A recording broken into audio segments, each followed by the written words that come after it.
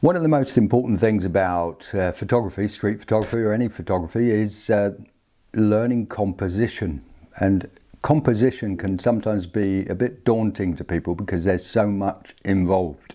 When you're practicing street photography, one of the most important things in order to get a great shot is to be able to compose what you're looking at. And the best way to define that, what that action is to be able to learn your technical skills of how to handle your camera, that is learning about the ISO, f-stop and aperture speed, combining that with how you envision what you're looking at. And that's a lot going on in your mind at that moment.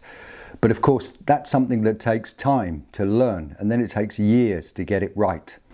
But the more you practice, the more you will discover that it is beginning to appear how you want it. It won't just come just in one go.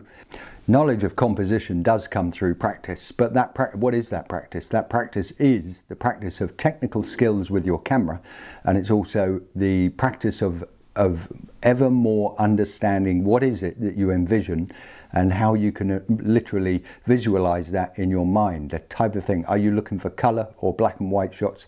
If so, how are you going to raise the texture on certain objects you look at? In color, you're not really photographing the people, you're photographing colors that you see that people are wearing or carrying or on the street furniture, etc. That's all color.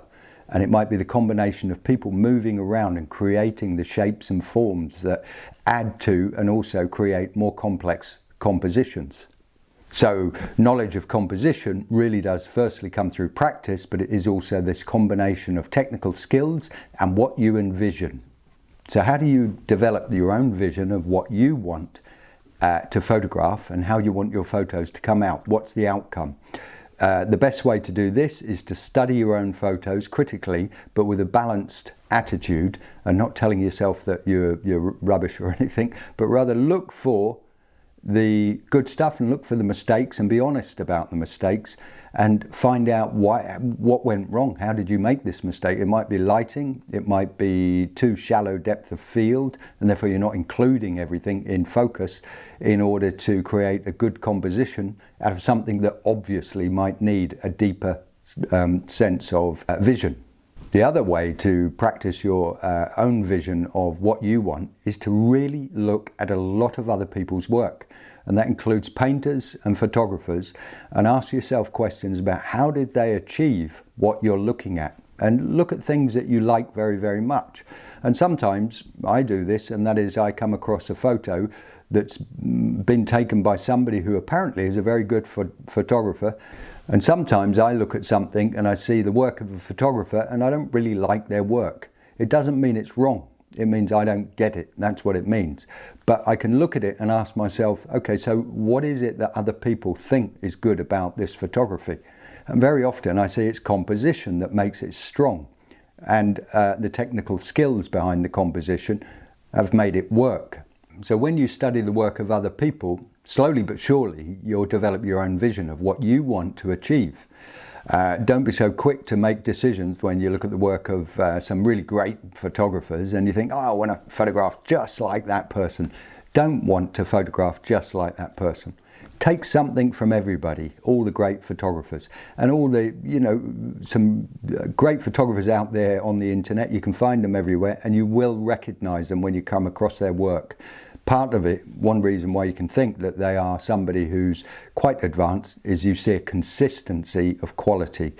And when you study their work, their name may not be well known or anything, but when you study their work, you see what they're doing to get the consistency that they like, even though each photograph might be a totally different situation. It may not all be street photography, it might be a combination of still life, and it may also then be street photography, and then they might be somewhere where the countryside is and taking good photos, but you see this consistency of vision in their work, and it's always there. And that's a mark of style, which is very difficult to define what the hell that is all about, style. But my personal opinion, style is something you should never try and strive for, because you ain't going to get it that way.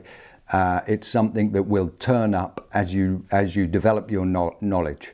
And so practicing the technical skills of using your camera and being able to manipulate it or control it, and combining that with your own vision of what you want to achieve, as that develops over time, which may well be years, suddenly you'll see a style develop. But before any of that happens, you'll see consistency in your work, and you'll see you're hitting what you want to hit. You hit the notes that you're looking for.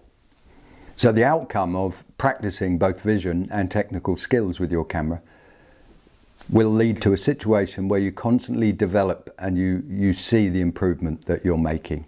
Now, I took a few photos the other night. I went out to the train station in Berlin, freezing bloody cold, but I was out there for 2.5 hours or so.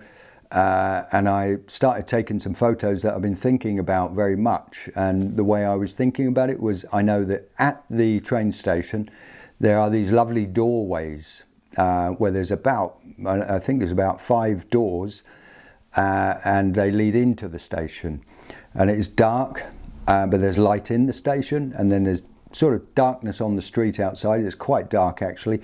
One of the things about them is that opposite side of the street there was 2 bars, and both of them got very strong neon lights. One of them is red and the other one is sort of lilac colour, and it's throwing it across the road, and so a bit of that gets in there, and I don't really like that because the viewer looking at the photograph doesn't really know where that's coming from, and it looks as if it's a bit sort of wrong or something. I like them, you may not like them, and I don't mind if you don't like them. But remembering, bearing in mind that we don't have to like all the work that we see of other people, but I like them because for me they are getting somewhere. This idea that I have at the moment, and that is winter is coming, it's going to be dark, but in spite of that I want to take colour photos, and I want to focus on getting some very nice colour combinations into my shots. So for today I'll leave it there. And here's a few of my photos that I took the other night, and I really hope you enjoy them. If you're new to the channel, it'd be great if you subscribed, and that way you can continue watching any videos I make in the future or past. And I hope keep on getting out there on the streets in the winter and enjoy the street photography, even when it's nippy and cold out there or snowy. Right now in Berlin, it's getting snowier and snowier, and that might just be a good thing. A lot of sort of white backgrounds could be good fun. Anyway, goodbye for now. See you next time. All the best and have a fantastic week.